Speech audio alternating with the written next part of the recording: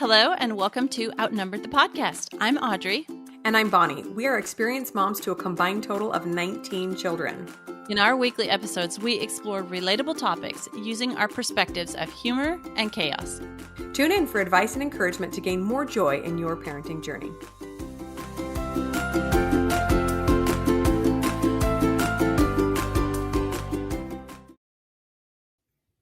Hello, everyone. Welcome back to the podcast. We are super excited today to be here with a guest, Amy Roberts of Raising Arrows. She is kind of a hero in the homeschool community, especially Christian homeschoolers.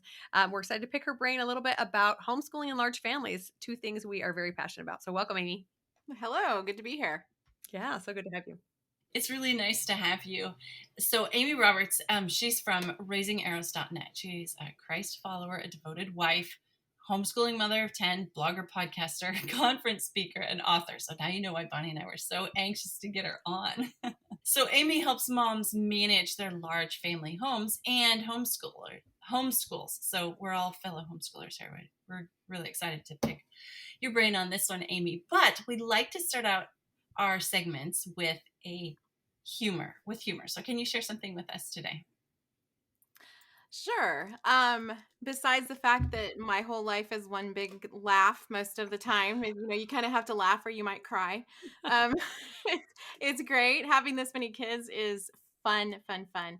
But one thing that came to mind when you mentioned that was back in, many years ago, my son, who is now 24, when he was 4, he was acting like a 4-year-old. I think he was like jumping down the stairs and he was sliding off the rails and he was just being just a crazy little kid. And I started to get onto him. I was going to reprimand him for whatever it was he was doing. And it was like there was this niggling in the back of my mind where God said, he's acting like a 4-year-old and you're getting ready to yell at him for being a 4-year-old.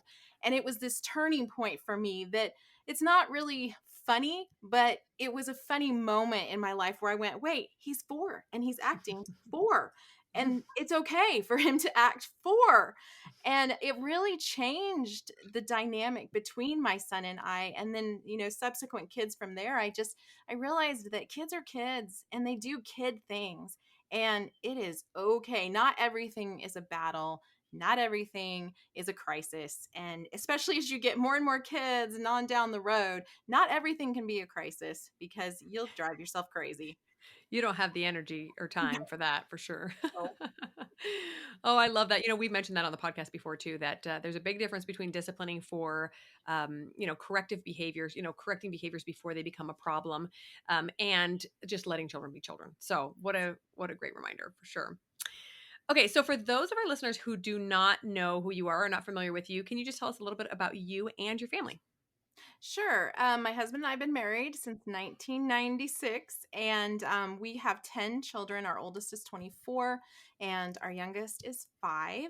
And we have been homeschooling from the beginning. So when my son was about 4.5, my oldest, we started homeschooling, and we're very eclectic homeschoolers. So we use lots of different resources and products. And we have been doing that now for 20 years. And we have moved a lot. My husband was in the military, still is in the military, but we had a civilian break there for a while. And we also moved a lot during that time frame. So I've been in lots of different houses, lots of different circumstances. And as the family has grown, it's been a new adventure every single year of homeschooling, trying to figure out, how to integrate all those different ages. I like to have us homeschool as much together as possible. And I see it as a family growth experience for us, and we just enjoy it immensely. And so that's kind of us homeschooling wise. And then as part of that, about 16 years ago, I started writing online about our different daily interactions as homeschoolers in a large family. And that's where Raising Arrows was born from, was just my experiences raising and homeschooling these kids. Oh, that is a beautiful story. Yeah, that's really neat. That's just about, I'm like, there's so many similarities between your family and mine. Like our oldest is 24 and like all these similarities. So that's really fun. So, like with everything you have to do and all the moves in your busy life, as we know very well about with, large families as well. How did you get started sharing your life online? Like what was the impetus that you were like, yeah, I'm going to add this extra thing to my plate with everything else going on? So, I have a degree in English. I went to college to write and read. And so, when I came out of that, I already had a family. My husband and I got married while we were in college, and then we had a baby while we were in college. And so, when I settled down as a homemaker, I really wanted some sort of creative outlet. And our pastor's wife came to me and asked me to start writing for the church newsletter. So I did that, but then it was time for us to move. And when I left that area, I thought, what am I going to do now? I really wanted to continue to share and write, and it's just part of who I am. And at that point in time, blogs were brand new. This was, like I said, 16, almost 17 years ago. And there were these little spaces popping up where you could write and just share your life. And so that's what I did. I started a little blog. And I think at the time I was pregnant with my fourth. And, I was just telling a friend today that back then, you said adding to my plate. Back then, all of my life was very physically hands on. I was busy physically all day long, nursing babies, changing diapers, feeding kids. But mentally, I was talking baby talk most of the day.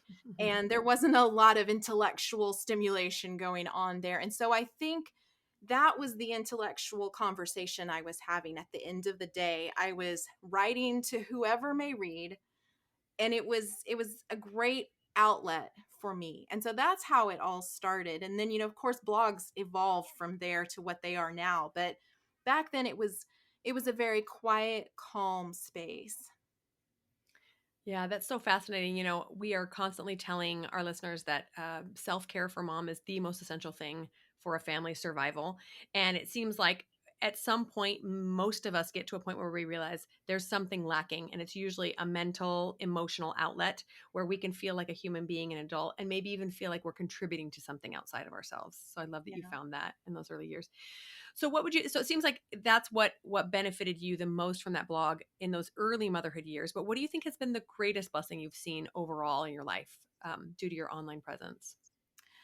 Just being able to be that Titus 2 woman and pay it forward, all the things that God has shown me over the years and the way that he's brought women into my life. I think we are a very lonely culture these days. We don't have the get-togethers and the clubs and the things that we're very much a part of our parents and grandparents generation. It's a lot online. And Mm-hmm. unfortunately, online is not quite the same as in person, but for many moms, that's all they have is what they get online.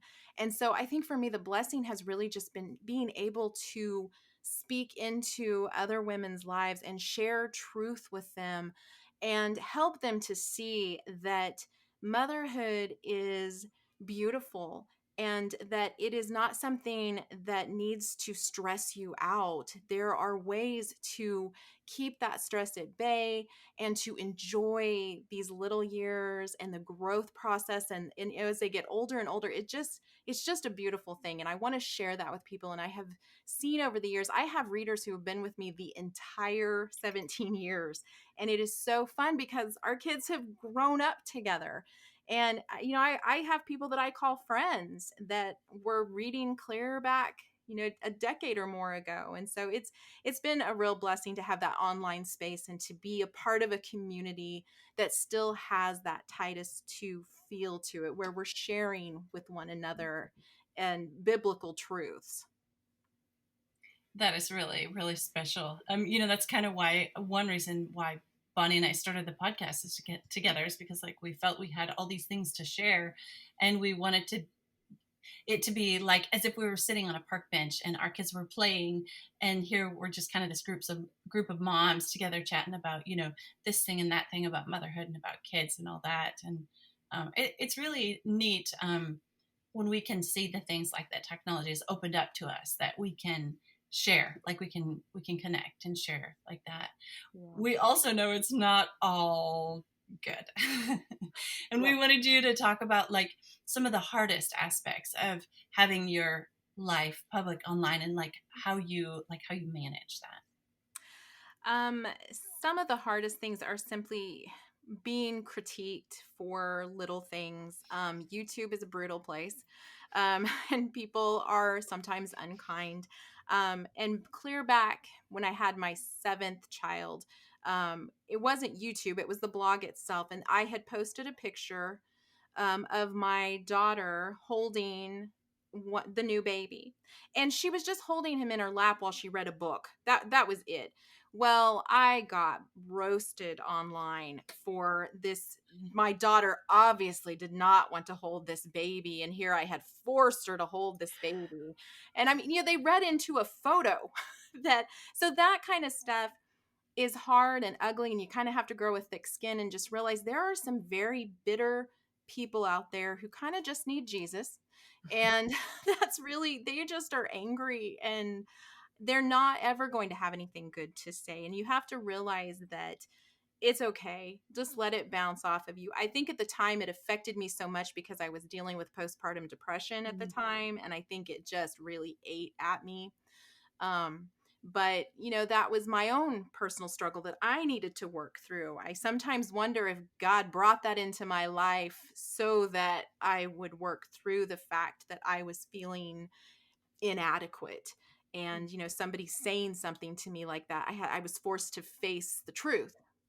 And so those are the hard times when people say things, because I mean, generally, I'm a nice person, and, and I just want you to like me. Why are you not nice back? I know.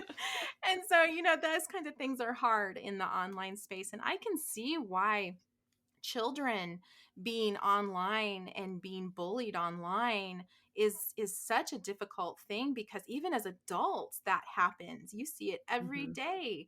And it's hard for a child. So I mean, it's hard for me, so I imagine it is incredibly difficult for a child as well, because internet can be brutal, and that's something that we need to teach our children, and also recognize ourselves that God is bigger than all of Yeah. that. Yeah. I love that you mentioned that, because it seems like one of the biggest downsides to the internet in general, especially for us adults, is looking for some sort of approval or happiness outside of ourselves. So, we go to social media or online when we're dealing with anything negative. We go for an escape, we're buffering through our emotions and we're scrolling, and we come out either feeling bad about our own lives, or feeling envious towards someone else's, or just feeling inadequate because we are searching for someone to validate us outside of ourselves. And if we are looking for that anywhere other than from God, then we're going to be unhappy, because we're never going to make everybody happy. No. Nor No. are we meant to. So that's so No. great. Okay, so let's go back to those difficult times. You mentioned postpartum depression, and guaranteed you've had some other struggles in your many years of raising children. When life gets difficult and sticky, where do you find your motivation, your inspiration to continue on and to keep trying to find the joy? Obviously, my faith is a huge part of my life. And because of that, I feel like, again, there's something bigger than me and my issues. And I feel like I also have all these other children, that I need to keep going for. I need to show them that despite everything that comes at you in this life, that there is hope and you can have peace. Sometimes it's simply our own expectations of ourselves that are what's wrecking us. It's not even somebody else, it's what we think we need to be doing. And really, it's okay to eat off paper plates, and it's okay to, use paper towels, and to not clean your house every single week. It is okay. It will have, life will continue on. And sometimes you do have to just survive. I am definitely a list person. So when I'm feeling stuck, my first response is usually to make a list and try to keep it very short, like 3-4 things. And there is so much accomplishment in just marking off a list. And if I can get 3 things done, I have conquered the day. And so that is a lot of times where my motivation, how I motivate myself to keep going, is just to make a short list and knock it out. Well, you're speaking Bonnie and I's love language here. We're list makers. Oh no, that's really good. Like sometimes if I can just get it out of my brain and onto paper, then it's more manageable. It's when it's like stuck in my head and I'm like, I have so much to do, I can't even. Yeah, just write it down and just start. Yeah, and my husband is really good about, if I come to him and I'm like, oh, this problem is ginormous, and he's like, no, it's not. Just don't do that and don't do that and just do that. Yeah. I'm like, oh, okay. It's like I need permission, I guess, to not do certain things and to simplify it. And he's really good about not caring if he makes everybody happy. I'm trying to make everybody happy. And when you have a large family and you're trying to make everybody happy, that's just a nightmare. You're not going to accomplish that. And then, every in-laws and extra people and the people online and things like that, you just can't do it. And so I a lot of times will go to him and take these huge problems and he can just kind of chunk it out. And so that's helpful as well. Just to realize that I don't have to do it all. I don't have to do it all by myself either. Maybe all of it has to be done, but I don't necessarily have to do it all by myself. Yeah, that's so good.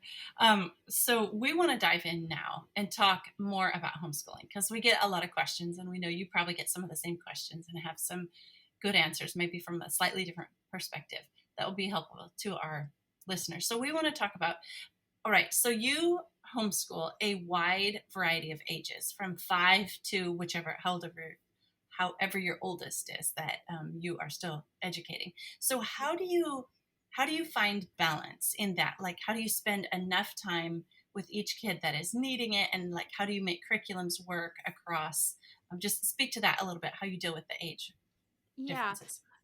We have always come together at the beginning of the school day I didn't call it morning time until a few years ago, but it's a morning time. Used to be it was just Bible and a read aloud. And then I sent everybody off to their independent schoolwork. Now it's more than that. We are doing history, geography, and some fine arts together along with our Bible and also a read aloud still. And that is everybody, all ages. So I have a senior this year in high school all the way down to a kindergartner.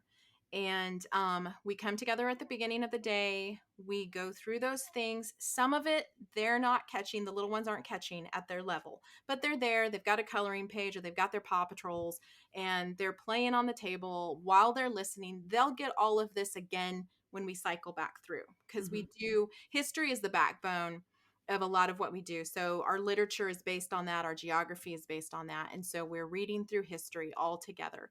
And I kind of start, I try to teach to the middle grades. So like my junior high students are the ones that the material is mostly for.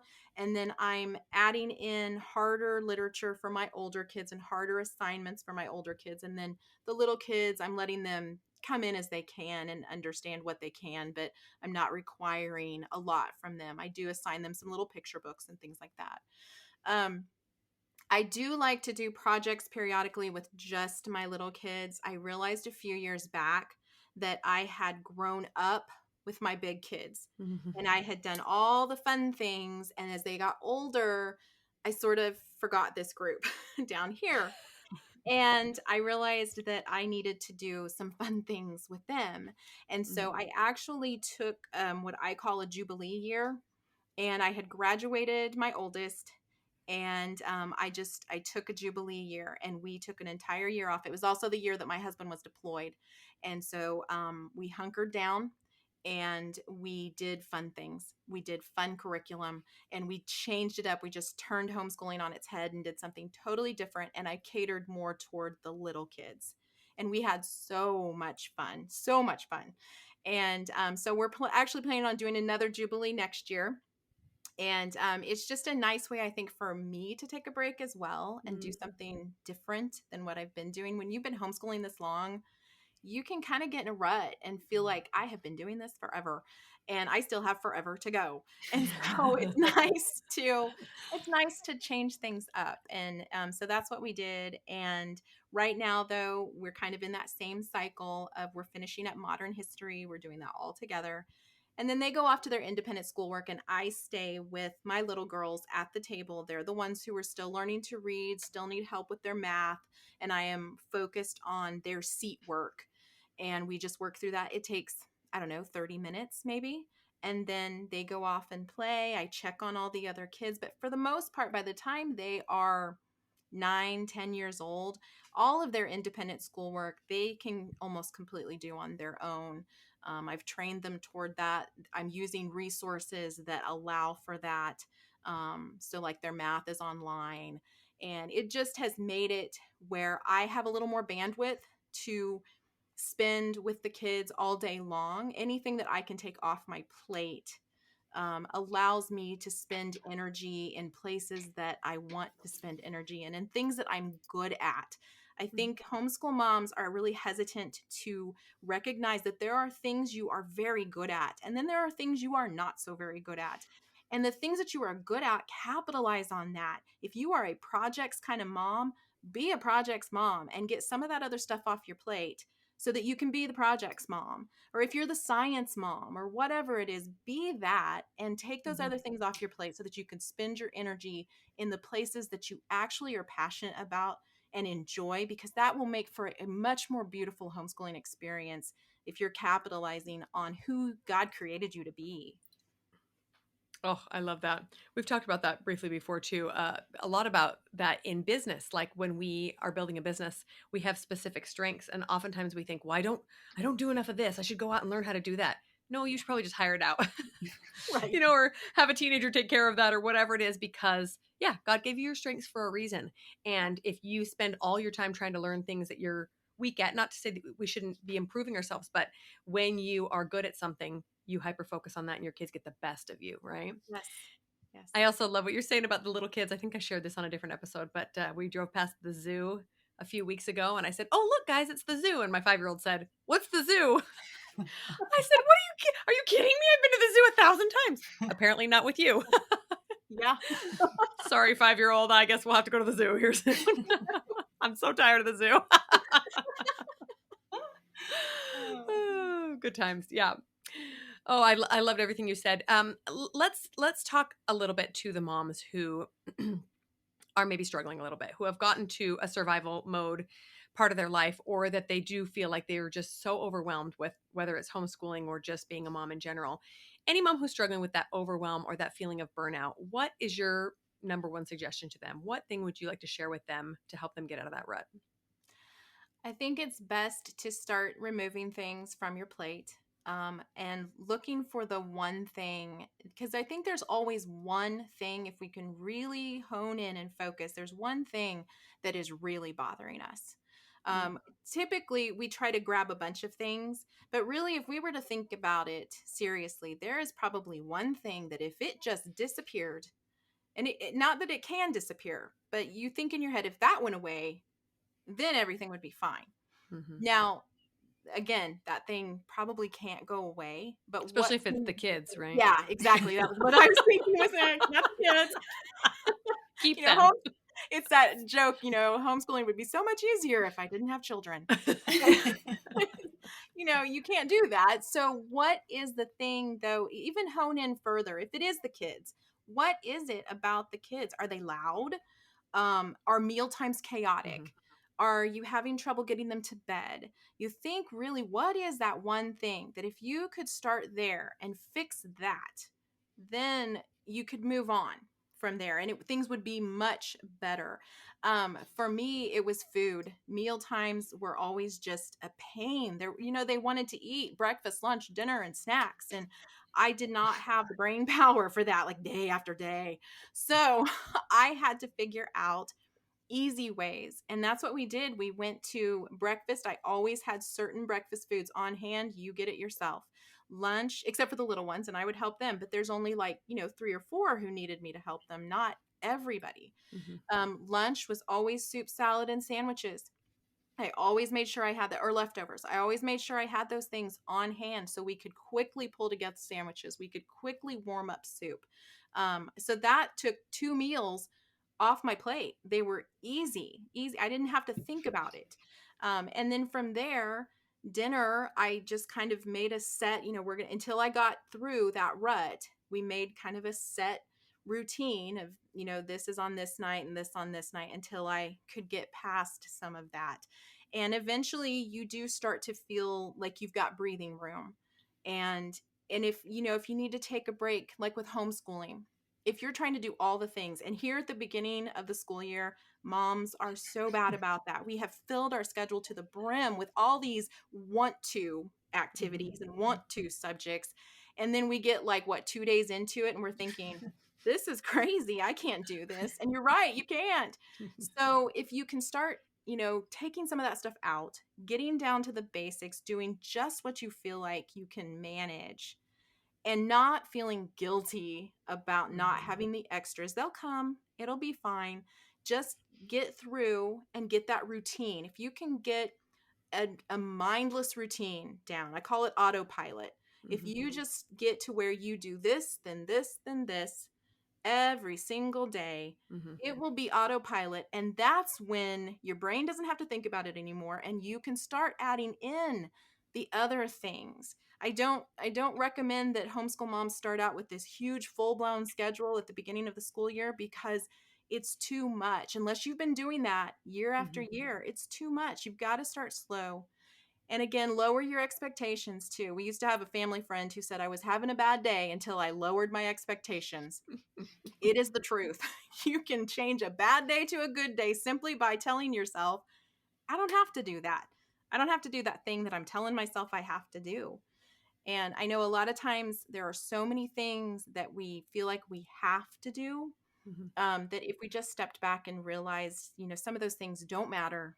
And there are going to be times in our lives when we're going to have things that are very much urgent and very important, and then we have to get them done. And in those cases, you have to take other things out to fit that in. And so that's where I am. I am also the mom who we aren't involved in extracurricular sports because it's too much for me. They play games and they play with their friends, but I cannot be the mom who runs around and takes them to sports and activities and things like that. I'm just not able to be that mom. Some moms can do it, and they've taken other things out of their lives in order to do that. And so you can't look at other moms and think, well, why am I not doing that? Because they've probably sacrificed something else. And there it goes back to that, respecting who you are as a family and who you are as a mom. And if you can't do certain things, you got to be okay with that. Oh, those are such wise words.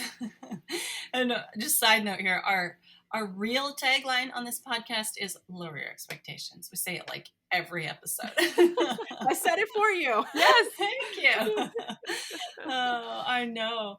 Yeah, those are such wise things, wise counsel. Like, if you're overwhelmed, if it's too much for you, it's because it's too much for you, right? Like, yeah, overwhelm, it's too much. And so that's such good advice. Like, just where is that one thing that's bothering you?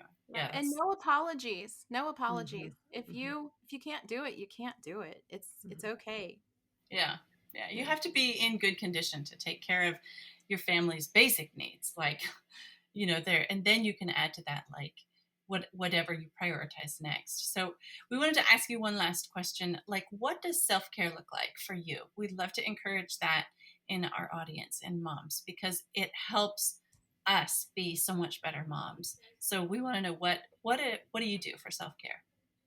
So, I've had a love-hate relationship with self-care over the years. I think I didn't take care of myself very well for a very long time. But I also realized as a large family mom, a spa day is like not a thing. You really can't do that. You can't go out with friends all the time and go have coffee. Now that they're getting older, I can do things like that. But I had to learn how to have a mom break in my own home with my own people. And part of that, like right now, every morning I eat breakfast on the deck. I have a cup of coffee on the deck.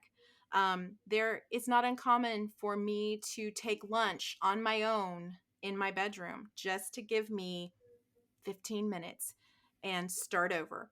I also will sometimes just step out into the garage and, mom needs 5 minutes to just think. And because I'm an introvert. And so I have realized about myself that I do need peace for a minute here and there. And sometimes all it is just 5 minutes. I need just 5 minutes of a little bit of quiet. And the kids have learned that about me as well, that sometimes mom just needs us to be quiet for just a little bit. And they're willing, 5 minutes is not a big deal. And so those are some of the things that I do. And it helps me to get back into the game. I feel like whatever you do to refresh yourself should actually refresh you and not make you long to leave again. It should be something that actually energizes you to get back in the game. That's a true mom break and self-care, because we do have to work. We do have to continue to, be mothers and be homemakers and be wives and do these things. They are good things. But if you're taking breaks that leave you wanting more and more and more of the breaks, you're taking the wrong breaks. And that's where, like, my breakfast on the deck, it's what gets me going, and I am ready for the day. And all it took was sitting out there with, the birds and the trees. That's beautiful. I think it's so funny that there are 3 introverts on this call, and each of us have 9 or 10 children. Like, you think that we learn if we want to be alone. That was not the way to do it. But like you say, it is an excellent way for God to teach us some very important lessons, and that is how to take care of ourselves. And I love what you're saying about the breaks too, is that it's a very unique position we have as mothers, where our job is also the love of our life, right? Like, we love these children. We want them to be a part of our life. And yet it's also our work, right? And so to have that very balanced ability to go out and take a break from the work, but also realize that I still love my children. I still want to be with them. Find something that, like you say, invigorates you, energizes you, makes you want to come back and be a better mother rather than just keep escaping. That's a very tempting thing to do, for sure. So Thank you so much for sharing that. So, Amy, are there any final words that you want to share with our audience? Yes, absolutely. One of my passions is honoring the unique family that God gave you, recognizing, like I said before, that you're the mom that you are, and you're the mom that God gave to your kids at this time in their life. He gave you the kids in the order He gave them to you in. He ordered your family. He put it together, and He put you on a certain path. And it is not the same path as your neighbor or your homeschool mom friend or the lady at church. It's your path, following your God. And if you just need to walk it and recognize that it's not going to necessarily look like anybody else's path. You can learn from other moms, but your circumstances and your family are very unique to you. And that is exactly how God created you and your children. Wow, that's so beautiful. Thank you so much for sharing that. There really is so much of our own individuality and our own strengths that our family and the world need from us. And we can only get there if we hyper-focus on what God has in store for us and not our neighbors. Love that. Yeah. All right, Amy, I know that our audience is absolutely loving hearing from you and wants to get to know you more. Can you share where they can find you online if they're not already, haven't already found you? Sure. I'm blog at raisingarrows.net. And you can pretty much find me at that handle pretty much everywhere. I'm Amy Raising Arrows on Instagram, and Facebook is Raising Arrows there. And then I'm also on YouTube with the Raising Arrows channel. And my podcast is also Raising Arrows. So you can pretty much just Google Raising Arrows. And if you see my face, that's me. Yeah. And come watch her on YouTube if you're listening to the podcast, because she's got an infectious smile. It's been so fun to talk to you, Amy. Thanks again so much for joining us. And we are so appreciative to hear from you. And hopefully you guys have all learned something from her as well. And we will talk to you next week. I'm Bonnie. I'm Audrey, and we're outnumbered. Thanks for listening, friends. Click the link in the show notes to subscribe to our email and never miss another episode. Show us some love by leaving a review on iTunes or sharing the podcast with a friend. Thanks for all your support. We'll talk to you next week.